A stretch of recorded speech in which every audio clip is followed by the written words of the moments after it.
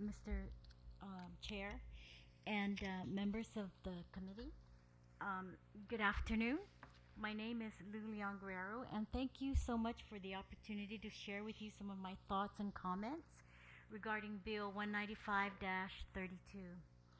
I am aware that there is already federal legislation that addresses the issue at hand, thus making this legislation unnecessary. As I read the bill, what was glaring to me is that you are now walking into the realm of medical practice that is not your area of expertise. By passing this bill, you're saying to me that you are allowing a special interest group to say that you and they know better than the experts in obstetrics, family practice, pediatrics, neonatology, and medicine. By way of this bill, you have taken away the discretion, the responsibility, the acumen, and the judgment of that medical professional who is on the ground experiencing the circumstances and is more equipped to make the decisions. There are medical standards vetted through scientific research and medical knowledge that govern the practice of doctors and guide them in making their decisions. By way of this bill, you have said to our doctors, who are well respected and highly regarded in our community, we have no confidence in your ability. This bill not only diminishes the medical profession, but it further carries them to jail by criminalizing them if they refuse to abide by the mandate. By way of this bill, you have affirmed that that doctor to have committed aggravated murder, and for that crime, we will put that doctor in jail for life. And by the way, they will rot in jail because you are not eligible for parole, work release, or educational programs outside the confines of prison. If this bill passes, we as a community, through your representation, will have mandated a government policy that ignores medical expertise and puts not only our doctors, but also our nurses, medical assistants, our physician assistants, and any health professional present at that event, and we're putting them in jail. These health professionals are treasures. They are valuable resources. We are working hard to recruit and retain them, and now we send them a message that they may end up in jail for practicing their profession. I know and truly believe, Senators, that this is not the route you want to travel. This bill is very anti quality of life because it does not consider the expense that the family will incur as a result of mandating treatment that most likely will not result in a quality of life outcome for the infant. Instead, what this bill does is it will burden the family with enormous medical bills.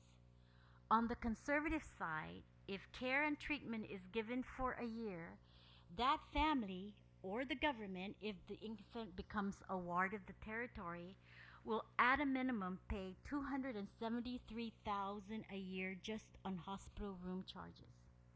This does not include pharmaceuticals, medical supplies, and health professional time. So it will be 273,000 plus a year.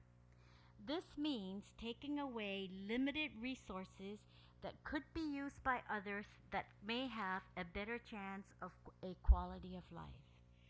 I know that some will say you cannot put a price tag on life and money should not be a factor.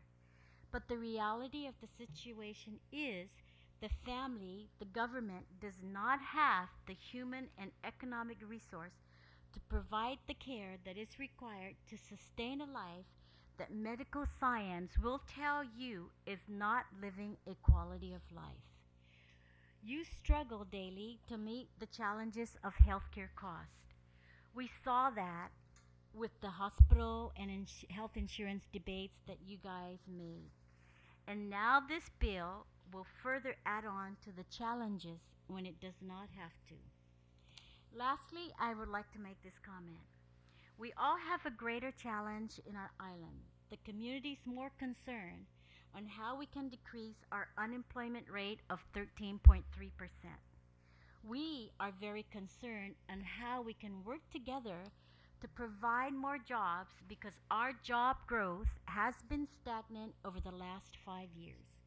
We are very concerned about access to health care.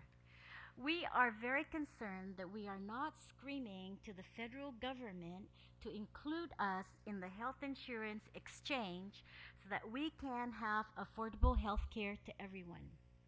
We are very concerned about how we can provide affordable housing to many first time owners.